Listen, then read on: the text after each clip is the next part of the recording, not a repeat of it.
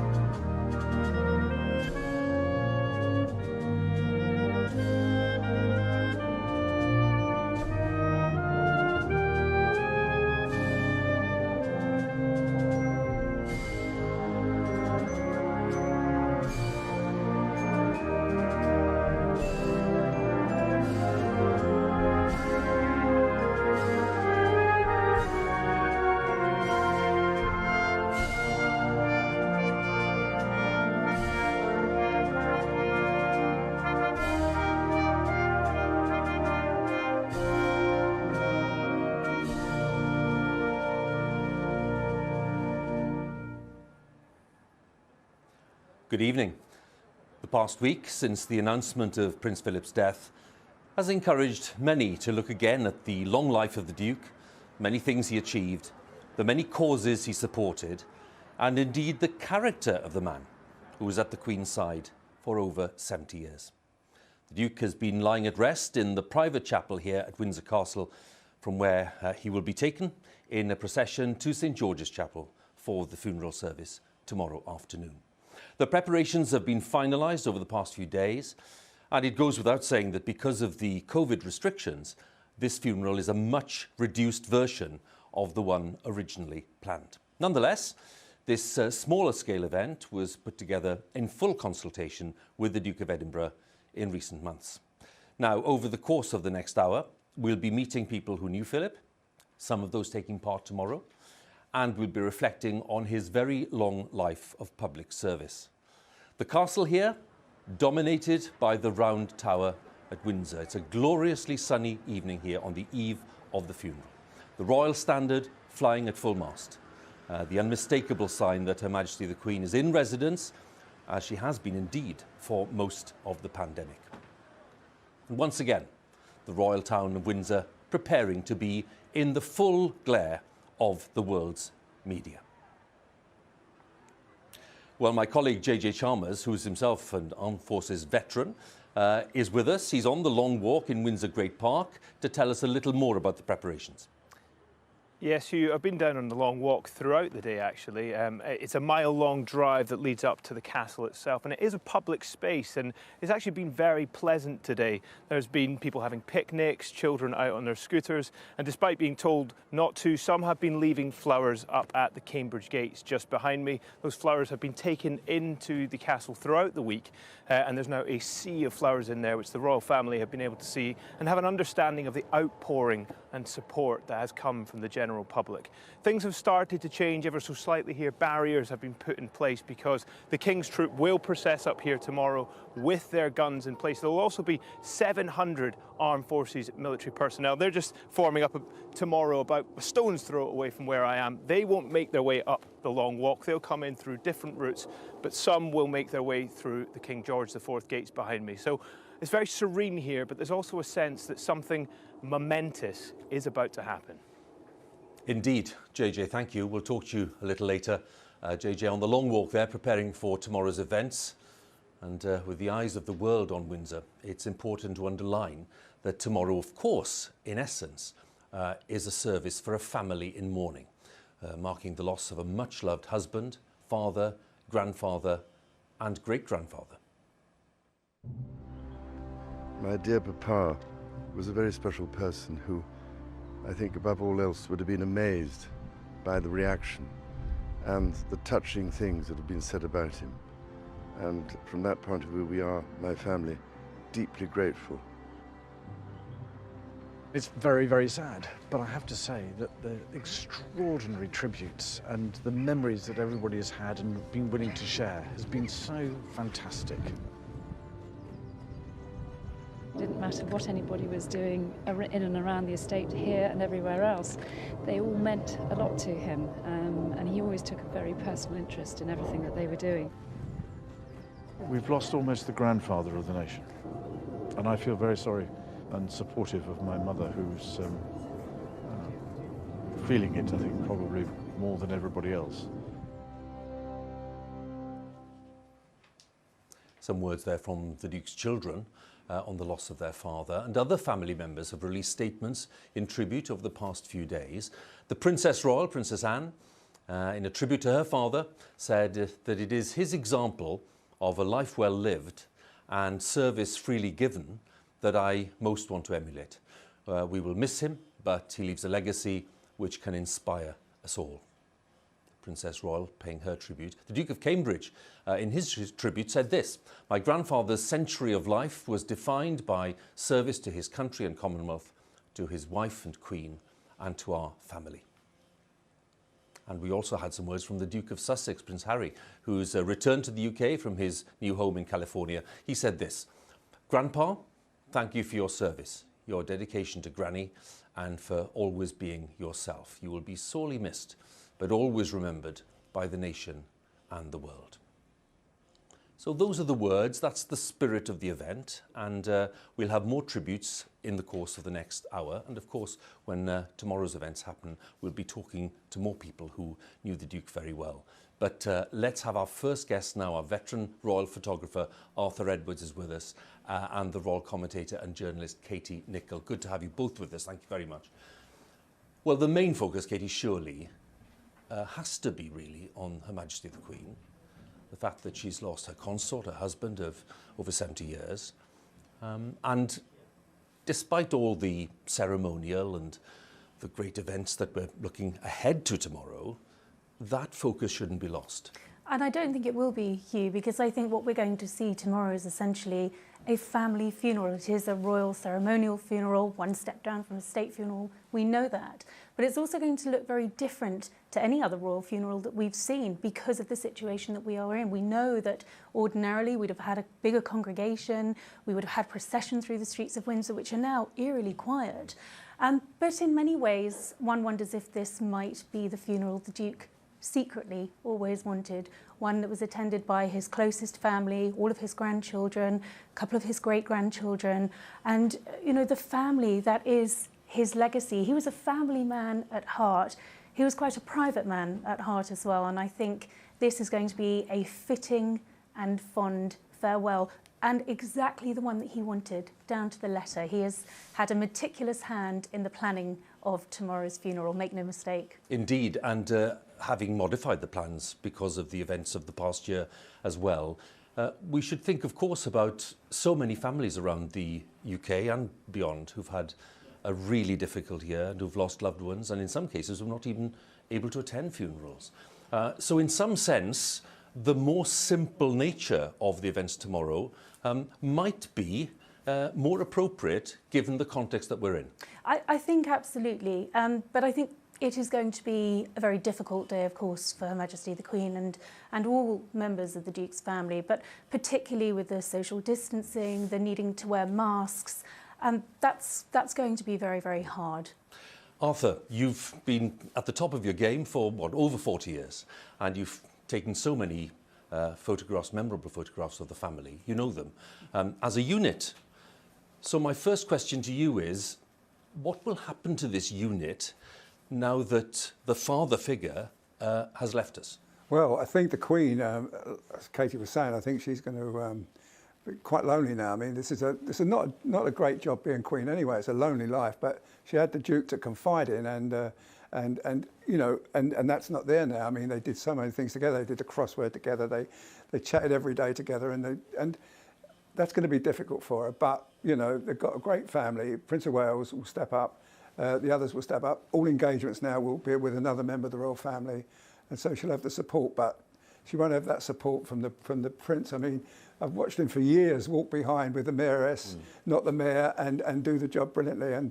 But only when you went on an engagement with him on his own, he came to life. He sparkled. You know, he was funny, and that's what I'll miss. I'll miss those laughter when he cracked the jokes. I can't imagine that the Duke was an easy person for you as photographers to deal with. If I'd known every member of the royal family was going to be like him, I would have quit years ago, because he wasn't easy. I mean, I remember once we went to Dublin during that great visit with the Queen, and we went to the Guinness factory, and they poured the perfect pint of Guinness for him, and I thought, we're going to get a great picture here. And he looked at the Guinness and he looked at me, and he smiled and walked away.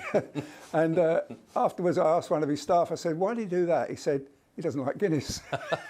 As simple as that. He would never, ever, ever give you a picture if it didn't mean anything, unlike other members of the royal family will try and help you, but he didn't. But then I did that last engagement with him here at Windsor in the quadrangle last July, and he was fantastic with the soldiers. I mean, he was 99 then, and he was just absolutely sparkling. And the press secretary said to us it would be 2 minutes or 20 minutes, and it was actually 30 minutes, and he was just absolutely brilliant. And I just, when he waved goodbye, I just suddenly felt that might be the last time I see him. Yeah. Katie, when we think about the tensions in the family that are well known, funerals sometimes, for lots of families, are a means of bringing people together. Is that the case here, do you think? Well, I think it is the hope that it will bring the family together. I mean, I think what you've seen in the past week is, yes, this is the royal family, but they are a family like every other in many ways. There are tensions, there are difficulties, and this is going to be the first time that they will have come together en masse like this since that Commonwealth Day service, which we all know was a pretty frosty reception, particularly between the brothers. But I think everyone is hoping that this is going to be an opportunity for the family to come together. They are going to be reunited in their grief, and of course the world is going to be watching tomorrow.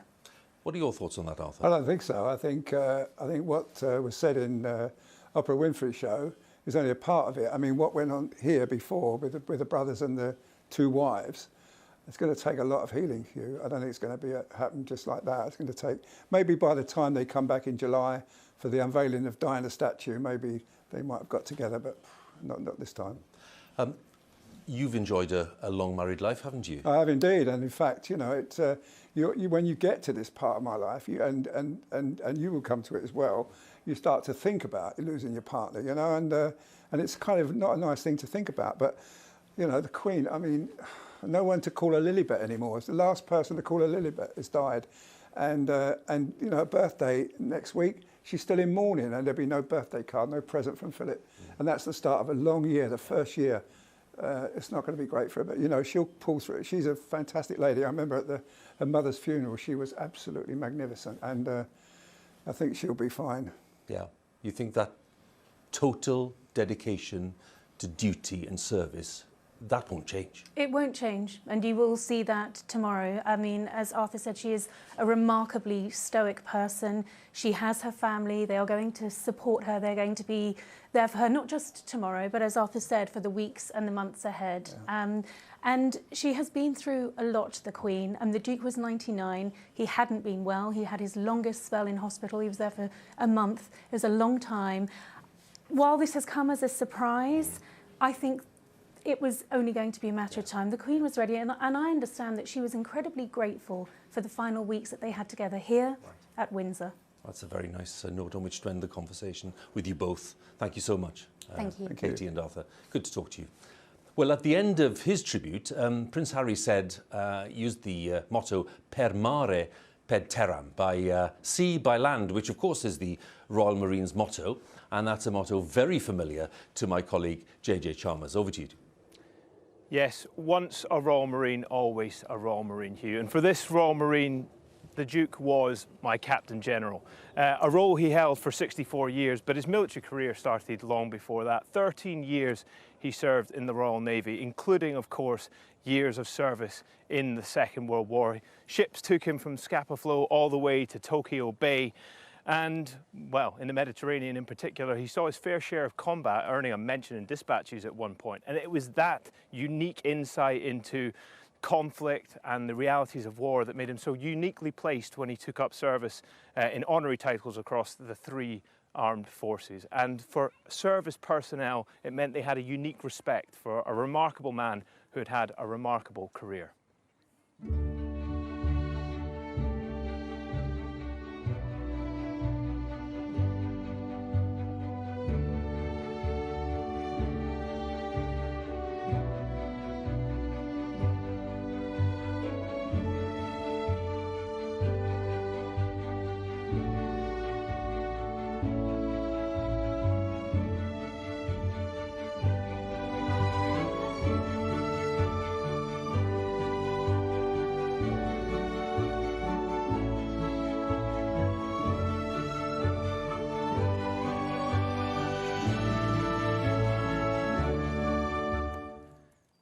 Well, all three services will be on parade tomorrow, and from them, many of the military bands will be represented as well. And I'm delighted to say that I'm joined by WO1 Colin Buster Brown from the Royal Marines Band. You look like a man very poised and ready. What does your role entail tomorrow? So, JJ, I'm the Corps Drum Major for the Royal Marines, and on a major ceremonial events, I will lead the Royal Marines Band on parade at the front of the band. So also on parade, next to me, I will have the Principal Director of Music, Lieutenant Colonel Jason Bircham. And so the Principal Director of Music, he oversees the musical aspect of the band. And then as the Drum Major, it's my role and my job to ensure that the band are in the right place at the right time.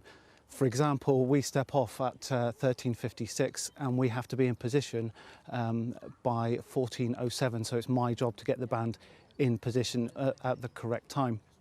Also, that I will deal with the drill and the ceremonial elements. So when I mean the drill, I mean the straight lines, making sure the guys are straight line front to rear and left to right. And currently, under COVID, we are now at 3 pace intervals, which is the 2 meters. And I know this is 2 meters because I know my pace is 75 centimeters, so 3 times 75. So I know we are at 2 meter intervals. So I will pace out the band and ensure that they keep at those distances throughout the ceremony. Well, but very quickly, you've had a 28-year career. What does this day mean within that? This day, it's the biggest. It's not necessarily the biggest event, I would say, but it's the most important for me. I think to be part of the ceremony, to be part of the funeral, it's hard to fathom. Prior to deployment, the band's deployed to start rehearsing on D+3. So on D+2 on Sunday, I went into HMS Collingwood and to get my lap flow test prior to deployment. And just going in there and seeing the Navy start their training and to watch that and to think how privileged and what an honour it is to be part of this major event. Well, as a result, I thank you so much for your time then, because it really is remarkable. So best of luck tomorrow. Thank you very much, sir. JJ, thank you very much, and to your guest as well. Of course, let's just underline, the Armed Forces will be playing a very significant part in tomorrow's ceremonial events and the processions. And we are delighted to welcome 2 of those really prominent figures taking part in the procession, Air Chief Marshal Sir Mike Wigston and the First Sea Lord, Admiral Tony Radakin. Thank you both very much for joining us. Thank you. Admiral, can I start with you, because we were talking there about the Royal Marines, and of course they're one prominent and distinguished group who'll be here tomorrow. Let's just explain a little to viewers about what the events of tomorrow are about in processional terms. How are the Armed Forces playing their role in all the events that happen before the funeral service? Thank you. Well, really tomorrow is about reflecting all of the Armed Forces' relationship with Prince Philip.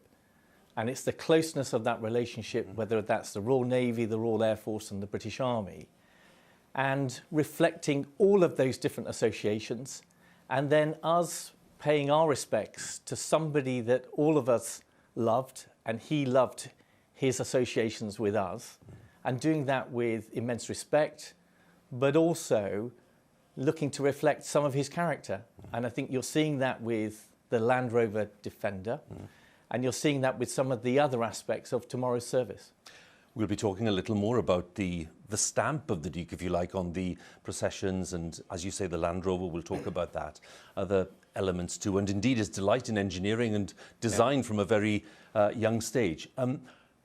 So Mike, when we talk about the Duke's close bond with the armed forces, it's a phrase that's used very regularly. It's used in almost a casual way. Yes. How did that manifest itself in your experience? So in my experience, it manifested itself through his passion for aviation and technology, and his fascination with what the Royal Air Force did and the people in the Royal Air Force, and his real interest in every part of people's service and what we did around the world.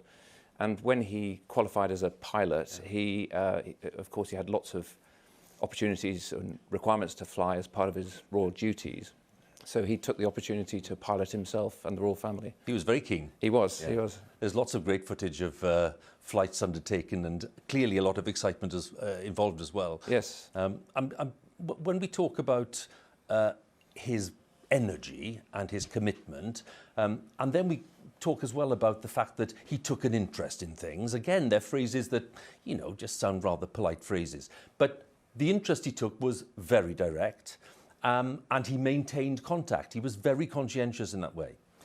Absolutely. And I think it's the consistency and the enduring nature of the relationship. So for us in the Royal Navy, it's this amazing tale of being evacuated from Greece in an orange crate in HMS Calypso. It's then going to Dartmouth and being the top cadet and also meeting Princess Elizabeth for the first time. Then it's a distinguished service in the war. And then it continues with this remarkable relationship. So he was Captain General of the Royal Marines for 64 years. Now that's before either of us were even born. Yeah. And then his final event was at Buckingham Palace, aged 96, again with the Royal Marines. And I think those bonds, that affection, the closeness is what you're hearing about this week. And it was very, very real. And Lord High Admiral, of course, as well, when the Queen decided to award that title. I mean, it's public recognition. There is also here, among the community in Windsor, a private recognition as well of the fact that the Duke was someone who really wanted to be integrated into all senses in the community. And that's something, I suppose, in terms of the armed forces community, that you've seen at a very close level. Yes, and at every level as well. I think one of the examples that comes to mind for me was in 1995 and 2006 we lost a Nimrod maritime patrol aircraft, and on both occasions he went out of his way in private to meet with the families and the loved ones, and at the worst moment in their lives he was there, and he took the trouble to be there. And I think that says it all about the depth of this man, Prince Philip, who cared passionately, but was curious and inquisitive and wanted to understand how things happened and how things worked. I think those are lovely things for us to be focusing on the eve of the funeral. I'm going to ask you both a very difficult question because of your prominent roles in the procession. We're talking about an event that is scaled down from what was originally planned. We understand that and we understand the restrictions, and yet it will have a very solemn tone and it will be very dignified and powerful, no question about it. You give us a little sense of what you think will be going through your mind when those processions take place. So I think it's probably a mix of emotions. I think there is sadness, there is the need to reflect. I think there's a need to express dignity and respect and very much what would he have wanted. But I also, when I think of him, I think there's also that twinkle in his eye, that sense of fun. And for me, one of the final things will be a bugler and a call to action stations, which he would have remembered from his time in the Second World War. And I wonder what that signifies. Is that an emblem of his duty, this phenomenal duty, and how it continues all the way through? Is it something for the rest of us that now we go back to our stations and we crew our posts? And it's a very unusual thing to do. And is it also part of that humour of actually that he will have his character stamped on tomorrow and he's looking at everything? I think it'll be memorable. It'll be an opportunity to honour a great life, honour Her Majesty the Queen as well, and an opportunity for all of the servicemen and women to show our thanks for a lifetime of service. Well, can I thank you both for sharing your time with us and for explaining a little to viewers about what it's about. And we wish you well for the procession and the service tomorrow. Thank you both very much. Thank you. Thank you. Thank you. Thanks.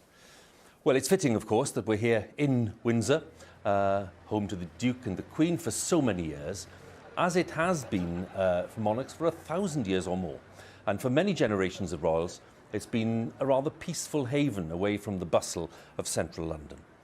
The royal family is at the heart of the Windsor community, as I've just mentioned, where everyone takes pride in the magnificent open space of Windsor Great Park, a marvel in itself. And for decades, the Duke had responsibility for the park and its wildlife. So we spoke to the deputy ranger who knew the Duke very well.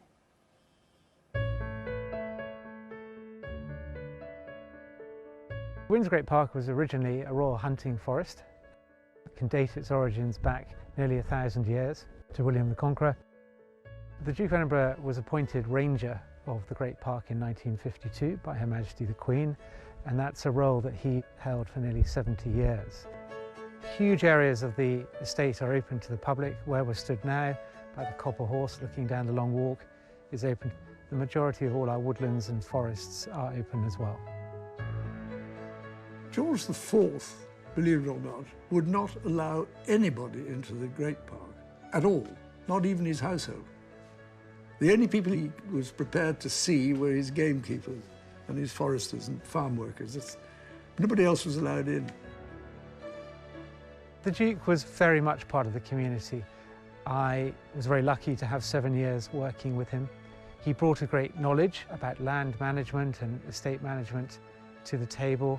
He has overseen many of the key things that happened in the park, the replanting of the avenues, the reintroduction of the red deer into the deer park behind us. He has opened up huge areas of the Windsor estate to public access, and that will be one of his main legacies. And we're delighted to share it. I mean, the community shares in it. They share the golf course and they can take their dogs for a walk and that sort of thing. And people come from all over to walk about in it. Good heavens, I mean, compared to most people, we're extremely fortunate to have any open space at all. Whenever he was at Windsor, I would see him at least once a week. He would often appear at my office window when I was in the middle of a meeting with somebody, and he would just tap on the window. And you always knew it was the Duke because the person sat opposite you would go sheet white. And often he would walk in and sit down and join the meeting. He brought energy, fun, direction, and a real purpose to what we were doing. And if he was looking down on us now, he would probably do so from a point of quiet reflection and no fuss. But he'd be the first to come back to us and tell us to crack on. Typically a positive and assertive message there. The Deputy Ranger talking to us, our thanks to him. With me now in the studio, Daily Mail writer and author Robert Hardman and the Royal Editor of the Sunday Times, Roy Anika, and it's lovely to have you both with us. Thank you very much. I know, Robert, from your case, you know, you've been in the position where you've filmed in the Great Park itself and seen the Duke at work in his capacity as Ranger. I'm just wondering, what did you get from that? What was the sense you got from that? It was a wonderful day out here. He really was in his element. We went all over the estate. He was just so enthusiastic about everything. And you got this sense, I mean, in history, sometimes the Ranger of the Great Park, it was a sort of honorary position and people didn't do much with it. From the moment the Queen made him Ranger, and it was one of the first things she did when she became Queen, he got to grips with it and he's totally transformed it. He's had every part of the estate, whether it's, you see the deer herd, there's even a vineyard over in the corner. He's very recently, his last installation was to put in grapevines, and he now makes sparkling white wine that's so good that the Queen serves it at state banquets. But I mean, all along the way, he was very concerned about the estate staff, how it interlinked with the community. So his farm shop, it sells stuff not just from this estate, but from all the other farms nearby. So yeah, he's very much, you know, the boss out there.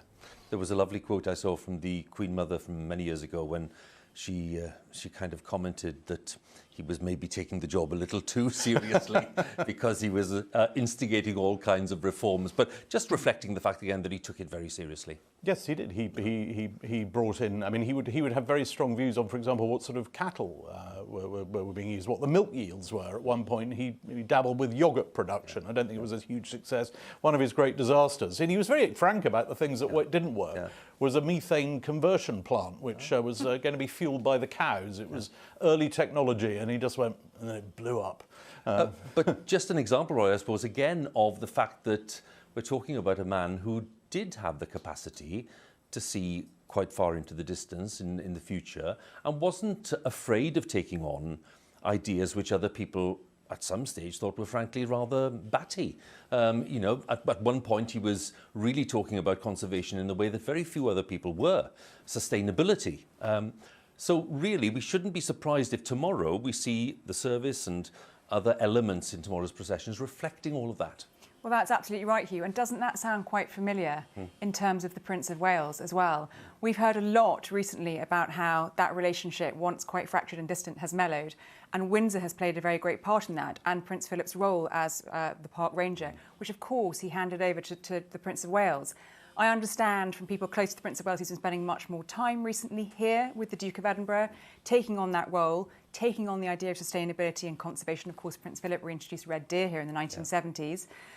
And, you know, we've heard the Prince of Wales say, people thought I was, you know, dotty back in the day. His father was way ahead of his time in conservation and the environment, and the Prince of Wales is taking that on, including here and on other royal estates like Sandringham. So will we see the Prince of Wales developing those ideas in an even more assertive way in future? I think he already has been, actually. I think from the royal estates and how pioneering Prince Philip was at Sandringham and here, as Robert's just been saying, we know that the Prince of Wales is not one to go slowly in terms of change, particularly when it comes to the environment and conservation. So he will take his father's programme that he started, he will take that baton and he'll run with it. And you know, what a great legacy for Prince Philip to have handed over to his son, and what a great way to improve that relationship in recent years. That word, legacy, it's such an important word. And yet, one of my favourite quotes from the Duke is him saying in an interview to some poor interviewer who had to ask questions, was basically saying, well, you know, you don't live your life trying to create a legacy. It's for other people to define what your legacy is. We can talk about legacy today, can't we? Because we can see what he's achieved, but he really wasn't keen on the thought that he was constructing a legacy. He just didn't want to answer that one. You know, he sort of winced when I said legacy. He could almost see it coming. He just said the word he used was he said it was indecent to think about a legacy. He said it's for others to think about my legacy. You know, when he was 50, he told an interviewer, he said, "I don't think I'll do anything that'll be remembered after I've gone." And I'm not bothered what's on my tombstone. And it's always been about, you know, I'll do these things, but it's for other people to make them work. I don't want any credit. But now we are all sitting around, and I think it's wonderful the way the world is waking up to the sheer span of all the things that he's done. Let's hold that thought for a second. We're talking about achievement. We're talking about honours and the way that people have been keen to really, you know, acknowledge what the Duke achieved over many years, because tomorrow's military procession and funeral service, well, they've been finalised very much in accordance with the Duke's own wishes, we know that, and he was involved in the detailed planning right down even to the selection of insignia displayed in the chapel for the funeral. The Duke of Edinburgh had a very large collection of honours and decorations and awards. And we have a display of 9 cushions with up to 19 insignia chosen by the Duke of Edinburgh to be represented at his funeral. We will take them down to St George's Chapel and work with the Dean to pre-position them around the altar. The earliest ones are his wartime medals. A very fine collection of campaign medals, and those medals grew and grew over time. The bronze leaf is the mention in dispatches that the Duke of Edinburgh got from the Battle of Cape Matapan. He was the expert in terms of knowing how to wear something and what it should go with. The insignia represents the most incredible set of awards and recognition that somebody could achieve in a lifetime. Just a sense there of some of the things that we'll see tomorrow, and so that you as viewers can follow the service, and if you see the insignia, you will know that they've been selected by the Duke himself to be put on display. So yet again, another element of the Duke's focus on detail, to have this day really worked out right down to the last thing, and that's really typical of the man.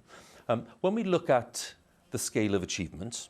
And it's not just down to being awarded honours, you know, the Order of the Thistle and the Garter and all the things we can talk about.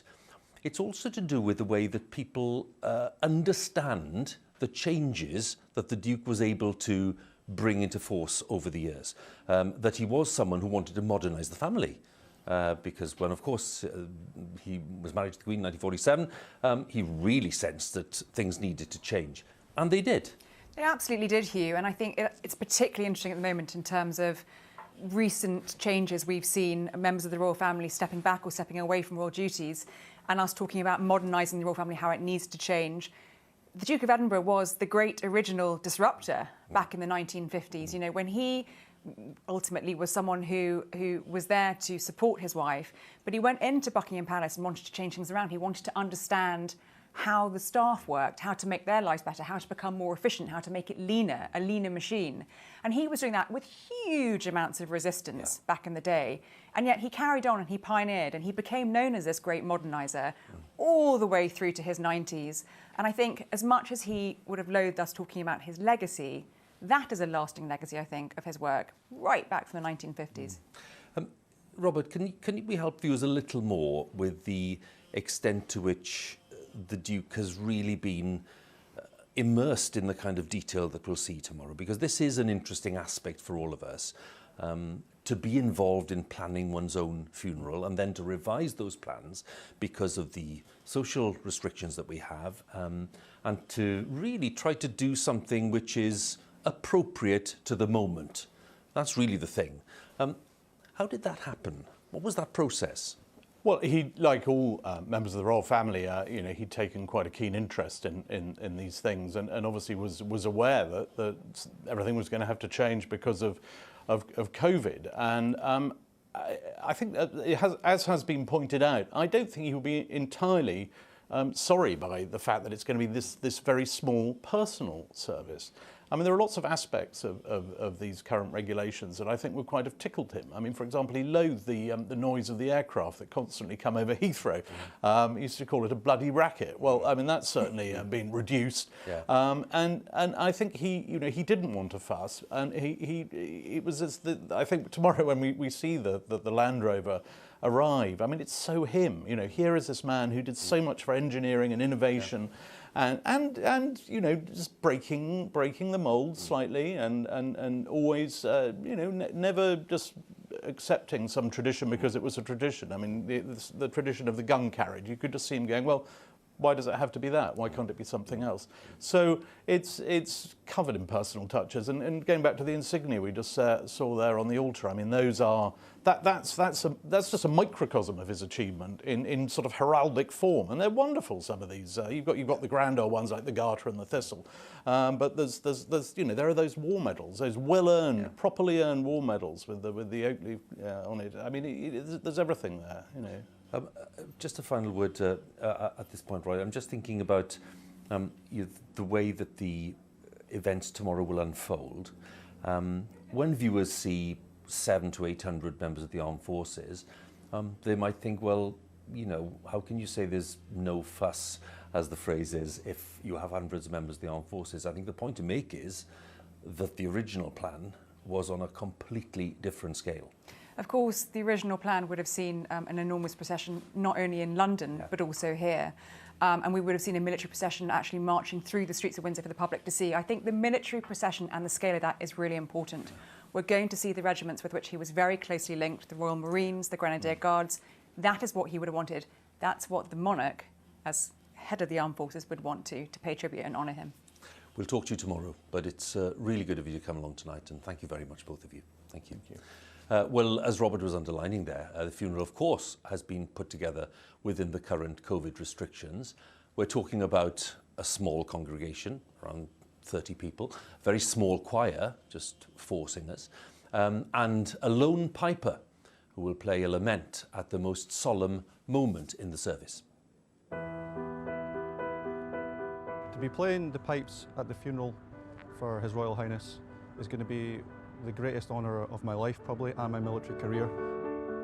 So I'll walk from actually inside the chapel, strike up, play the tune, and then turn around and march and so that it's sort of giving the effect that the sound is drifting to the outdoors. On Friday, I got the phone call that he passed away, and then the preparations were made from there to come down to Windsor itself. I've got sort of a personal connection with the Duke of Edinburgh, particularly because I'm from the village of Braemar, which is close to Balmoral Castle. You know, and a lot of people in the village of Braemar itself sort of class the royals as their neighbours. So yeah, they all felt it when he passed away. One of my earliest memories of seeing the Duke was when he used to drive through the village, and he'd often give us a wave. That was when I was about 7 or 8 years old. It's deeply saddened me, and you know, my thoughts go out to all the royal family, and I'll be thinking about that on the day when I'm playing my tune as well in the chapel. That was Pipe Major Peter Grant, who really does have a big responsibility tomorrow. And talking of responsibility, the two guests with JJ right now on the long walk certainly have plenty of things to think about. JJ? Yes, there's about 700 military personnel nervously bullying their boots and polishing their buttons as we speak. So to get time with this two, the Garrison Sergeant Major Andy Stokes and the Commanding Officer of the King's Troop, Major Vicky Flood, is quite something. Sir, I think the answer is probably everything, but what are you in charge of tomorrow? Well, up until this point, I've been responsible for, well, partly writing the plan based on the Duke of Edinburgh's wishes and ensuring that we've maintained the special relationship groups and all those that had a special affiliation with the Duke of Edinburgh. And for briefing and rehearsing every element of the military which is involved tomorrow. But tomorrow it's a huge privilege of mine to really be the military choreographer and to make sure that everything is exact, and that includes where people are stood and the timings. The timings are incredibly important tomorrow. And during the actual procession, I shall be controlling the pace of the Land Rover hearse, because it's important we meet the right time. What is the key, sir? What's the thing that's going to keep you up the most tonight? Well, nothing at the moment, because I always believe that, you know, we should rehearse, and we owe it to the Duke of Edinburgh tomorrow to give the most special, dignified, poignant display of what he would expect, and he'll, you know, I'm sure he will love the fact that everything is designed to the last second for tomorrow. So hopefully nothing, because we've rehearsed, and the military are on point to do the most dignified event or funeral procession that they could possibly do for His Royal Highness. You've met him, or you met him several times throughout his life and your time in service. What are your lasting memories? I think his ability to put people at ease when he's speaking to them, and his incredible sense of humour. And me and my partner Sue would, whenever we met him, he would quite often ignore me and go straight to Sue and say something to put her at ease, like, you know, how do you put up with him, or something like that. And that sort of, those comments break the ice and just allow people to be at one and be normal with the Duke. It was great. He had an incredible gift. Ma'am, how do you prepare for something like this? Well, the King's Troop, Royal Horse Artillery, we're constantly practicing and preparing. We're constantly held at readiness for such an event. So we are doing our practice twice a week, every week, for most of the year. So when something like this does happen, I have every confidence that the soldiers and the horses are prepared to the correct degree that will be expected of them. And Mum, you met the Duke as well. That's right, isn't it? Well, can you tell me about that experience quickly? So before I joined the army, I worked for the Queen in the Royal Mews and riding and driving the ceremonial horses. And one of the roles we had was driving the carriages to Royal Ascot. And one year I had the Duke in the carriage, and I had a horse that was quite overwhelmed by all the flag waving and all the young children screaming on the streets on the way into Royal Ascot. And the horse just misbehaved, unfortunately, all the way there. And when the Duke got out of the carriage, being a carriage man, came up to me and commented on the horse and said to me how well I had dealt with it. So coming from him, it meant a great deal. Wow. Well, I hope the horses are well behaved tomorrow, as are our servicemen and women. Thank you so much for your time, and best of luck with the last of the preparations. JJ, many thanks, and of course 2 very busy guests there, and our thanks to them too for talking to us. Not only did the Duke want no fuss, as I mentioned earlier, though of course that's rather difficult when we're talking about the longest serving royal consort in British history, but as we've heard, he was very specific about the details, even the mode of transporting his coffin. And the choice of a specially modified military Land Rover, it's been mentioned a few times, but this is the explanation for you, makes a clear and powerful statement about the Duke's lifelong attachment to the armed forces and indeed to life outdoors.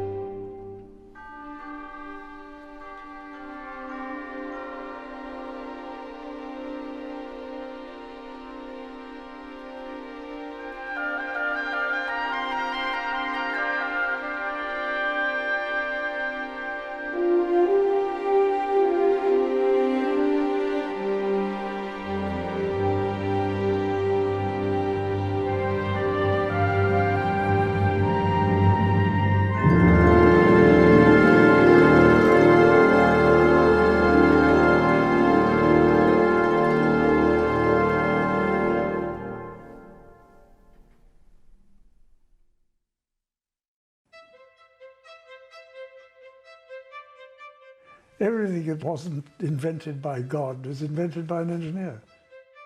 How does a lifelong supporter of innovation make his final journey? With full royal ceremony? Or in a Defender TD5, built in 2003 and redesigned to the Duke's specification, customised over the next 18 years, maintained by Land Rover, standing by for this one last journey? Engineering was always close to the forefront of his mind. Innovation was always close to the forefront of his mind. It's not surprising that he would choose a traditional piece of engineering to typify his life. The utilitarian four-wheel drive Rover of the Land was launched soon after the war. It immediately appealed to the Duke, chiming with his mission to promote innovation and design, a fascination going back to his earliest days in the Royal Navy.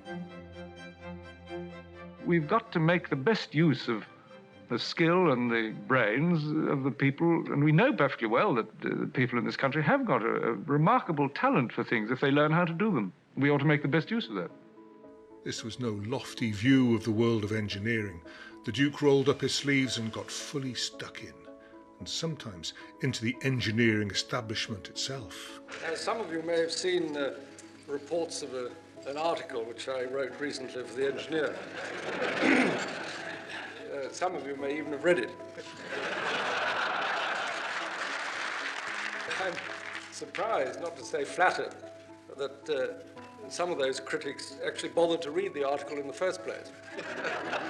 We've lost a champion of British engineering, and we've lost someone who was keen to promote engineering and inspire younger engineers and innovators to really create the future.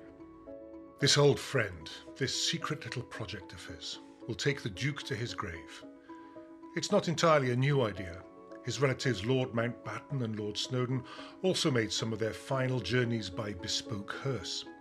But the hands-on conversion of this no-nonsense vehicle somehow says so much more about the Duke of Edinburgh, engineer, to his very end. My colleague Eddie Butler there talking about the Duke and his keenness on engineering and design and innovation. So with all of that in mind, let me welcome my next two guests, Professor Dame Anne Dowling, pioneer in the engineering world. Good to have you with us, Anne. And also Zoe Wanamaker, the actor, of course. And Zoe, great to have you with us as well. Thank you so much. Thank you. Anne, can I start by asking you, really coming on that quotation which I love, which is the Duke saying, if it wasn't invented by God, it was invented by an engineer, which kind of opens us up into a world of his focus on engineering, and I think his frustration that maybe, you know, the United Kingdom hadn't maintained that tradition in the way that it should have done. What was your experience of his enthusiasm in this area?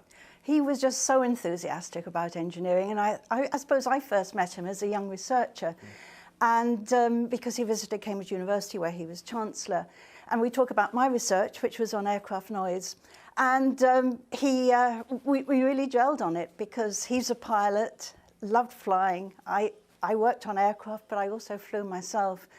And as he pointed out, Windsor Castle's under the flight path to Heathrow, so aircraft noise was something that was very much in his attention. But he was just so engaged with engineering. And as you heard there, really saw engineering as a way of generating wealth for the country. And was a strong push to pull engineers together. Well, actually, it was his instigation that led to the establishment of the Royal Academy of Engineering. Yeah. You heard Sir John Parker talking there, a former president, as am I, a former president of the Academy. And there's now such a momentum around engineering, and Prince Philip really knocked heads together and made things happen. Not just engineering, Zoe, because let's talk about your family's experience. Your father, certainly, Sam Wanamaker. When we think about the incredible restoration of the Globe Theatre, which happened over many years, well, how did that work out, and how does that relationship work out? What are your memories of that? Well, I was just starting work at the time, so this was a passion of Dad's since the 60s, late 60s. And as far as I can remember, Prince Philip got involved in 73, right, I think, and was passionate about the idea of the globe. And I think the reason they got on, Sam Wanamaker, my father, got on so well with him because they're tenacious people, don't you think? Yes, yes. Wanted to make things happen. Exactly, and he was very, very passionate about the globe, and also donated some Windsor oak which was great, and then that started. So that was, and the idea of I think, building something of the materials that were used at the time, wattle and daub, and the thatch, the first thatch building to be built since I don't know when. Which in its own way is innovative, given when it was done. Yes. But he was passionate also about the youth, the Globe's educational side. So he was always there for that. He was not just a fake patron. Do you understand what I'm saying? No. What I love about the Globe project is that it is about design, but it's such a magical concept that brings together culture, education, you know, the arts generally. It just fuses everything together, and it's a really good example of what the Duke was delighted in. I know, but he just said it. I think the last thing he said about when he opened the Sam Wanamaker Playhouse, he said, "I'm not going to see it because I'm not sitting in those bloody uncomfortable seats you've got," which was sweet. But he was always enthusiastic and always there. Which was a wonderful thing. When we're quite wary of talking about legacy, Anne, because the Duke himself didn't like to talk about legacy. But I think we're entitled to, really, on the eve of the funeral. In the world of engineering and innovation, what would you say about his legacy in this area? I think his legacy has been to really raise the profile of engineering. He was a very hands-on patron. He was the founding fellow of the Royal Academy of Engineering and our senior fellow. And that really has gone from strength to strength. It's around catalysing engineers across all disciplines to work together for the good of the country. And again, bringing in young people, promoting innovation, and having a senior body of engineers who provide advice to government and influence policy. So I think that's been a tremendous legacy. But across engineering, there have been so many initiatives that have been around innovation, training young people, celebrating successes. And he's been very hands-on in all of that. Just in a sentence, I suppose, given your experience, what would you say? What would you say about a legacy, given that we've been talking about culture and the arts and the Globe? How would you describe the legacy as it's currently seen? Sorry, I don't know. It's giving back. It's giving back and hoping that the younger generation take this on and carry it on. And that's all you can do. It's hand to hand. Pass it on. And I think that's where he was so incredible. Because he, as you said, he wasn't just a sitting around patron. He was full on, and I think that was the same with the Globe. Very much. It's lovely to talk to you both. Thank you very much, Anne and Zoe. It's lovely to have you with us. Thank you very much indeed. Well, by the time the Duke retired from public duties back in 2017, he'd conducted over 22,000 royal engagements as the Queen's consort. Many of these were to do with his own interests and causes, and we've been discussing them there with Anne and Zoe. But, of course, major legacy to the UK and the Commonwealth, a legacy sustained by his children and grandchildren. The challenge is actually trying to keep up with him. And there's always been the range of interests that he had and the range of organisations that he supported. I mean, we're all staggered and amazed by the amount that he has managed to pack into his life. Absolutely phenomenal. He was a strong character. He didn't suffer fools gladly. So if you said anything, you know, that was in any way ambiguous, he'd say, well, make up your mind, you know. It made one choose your words carefully, if you know what I mean. Some people might find this rather strange, but I would describe him as remarkably tolerant. Everybody would assume that he has very strong ideas and opinions, but he treated everybody as an individual and gave them the respect that he felt that they were due as individuals. It's so difficult to be able to put a legacy on somebody like that because he's been in society, for society, with society, alongside the Queen for so many years. He read a fantastic amount of articles, books, But he also wrote a lot on those subjects which he felt didn't have enough profile within society and within their own professions. And very keen observer of what really made a difference. He's been a huge support to my mama for all those years. He was always there on the tours and everything else. I mean, I know he helped with speeches and things like that, but he clearly did give an enormous amount of moral support, which you need. There were so many things that he ended up getting involved with, and it changes through his life. You know, different things come to the fore. But those that carry his name, whether it is the Prince Philip Trophy or the Duke of Edinburgh's award, or those are the ones I think will continue to live on in his memory. And I think that we're all immensely grateful to him for that care, that interest, that inspiration, that guidance that he's given. I mean, he'd be remembered, I think, in a number of different ways and places.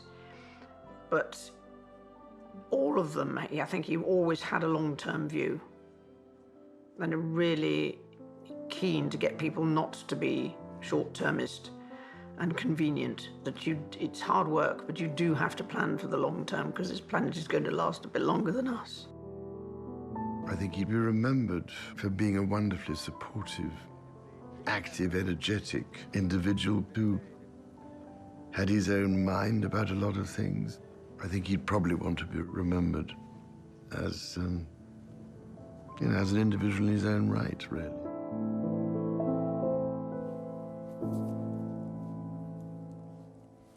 A lovely warmth in some of those tributes. Let's talk a little more about that with the royal biographer and friend of the Duke, Giles Brandreth, and the Sunday Times royal editor, Roy Nika, who's kindly joined us once again in the studio. Giles, the first thing I want to ask is something about the man that you knew. Before we talk about legacies or anything like that, what have we lost? Oh, we've lost the most remarkable human being. I mean, I don't think I've ever known anyone with so much energy and such a wide range of interests. He was funny, he was brilliant, he was proactive, he made things happen. The bits of tonight's show he'd have loved the most, your last two guests, he loved Sam Wanamaker, he was thrilled to help make the Globe happen. There was somebody who made things happen. Yeah. And engineering, the reason that the Dame has the Order of Merit is because he thought this is a woman who makes a difference. Yeah. He just made things happen. But the truth is, he said something to me once, because I was saying, your real role has been to support the Queen. And of course, that's his legacy. That's his real legacy. If we regard the Queen's reign as a success, and most people do, the joint author of that success is the Queen. And I said to him, it's amazing. You've done this for 70 years. You haven't put a foot wrong. You may have occasionally put your foot in your mouth elsewhere, but when you're with the Queen, you always got it right. Turned up on the right day, in the right place, in the right uniform. And then he said something quite interesting to me, but the Queen has also given me something. And I thought, I don't often hear you saying this. And he said two things, really. One, a home. I said, really? He said, I was a refugee prince. And his first home as an adult was with Princess Elizabeth. The only home he ever had as an adult was with the Queen, and she gave him that. And he also said, she gave me the opportunity to do all this. I've had the most privileged life, being able to do all these things. It's thanks to the role I found myself in. And so I've been very lucky. Those are the themes, surely, that people need to bear in mind when we see tomorrow's events happening, Roya. And I'm sure they will, because as Giles said, we've lost an incredible human being who did a lot of very interesting things, but the Queen has also lost her sounding board, her liege man of life and limb, the person who she turned to. Someone, a former royal aide yesterday was saying that, today actually, Sally Osman, they've lost their family leader. He was the leader of the family. And I think the fact that we're going to see a very small family funeral will be very poignant. The other thing in terms of legacy, and we were talking earlier with Robert about how Prince Philip was not one to make a faff and a fuss about, what he left behind and all the great things he did. He didn't bang the drum on what he achieved. His other great legacy is, of course, his family. The Prince of Wales, in terms of his interest in conservation, the environment, the Duke of Cambridge, very interested in that as well, Prince Harry. So I think in terms of legacy, that is something that we will see his family continue to take forward. He is the maker of the modern royal family. All the interests of his children are his interests, whether it's mental health, the environment, young people, whatever it is. It's actually what he inspired the royal family. He pushed it to where it is now. So tomorrow, I think, as we watch this funeral, we will feel gratitude that we had this extraordinary person, Prince Consort in all but name, for 70 years, and we'll feel for the Queen. I came across today something that she wrote 20 years ago, exactly 20 years ago, at the time of 9/11. She sent a message to the American people, and it ended with a quite personal note, which is unusual for messages from the Queen. And it simply ended up, after having expressed her condolences, she said, "Grief is the price we pay for love." And so she will be sad, but she will continue doing her duty, as for more than 70 years he did his. Giles and Roy, thank you so much for the contributions, and we'll talk again tomorrow, I'm sure. Thank you very much. So we look ahead to tomorrow's events here at Windsor. Not that state funeral for His Royal Highness Duke of Edinburgh, but a ceremonial royal funeral devised in accordance with the Duke's own wishes. And that's the spirit in which tomorrow's events must be seen, marking a loss, yes, but celebrating a long and eventful life.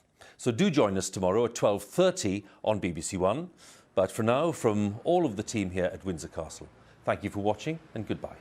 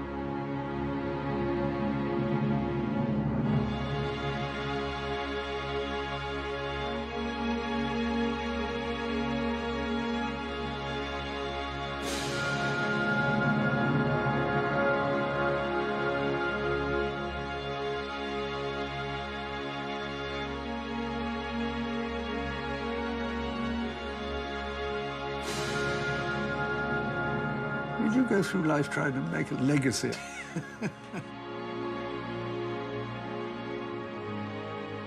I think to try and create a memorial to yourself while you're alive is slightly indecent. I'd rather other people decided what legacy I'd live, and I'm not trying to create one. I mean, life's going to go on after me. If I can make life marginally more tolerable for people who come afterwards, or even at the time, I'd be delighted.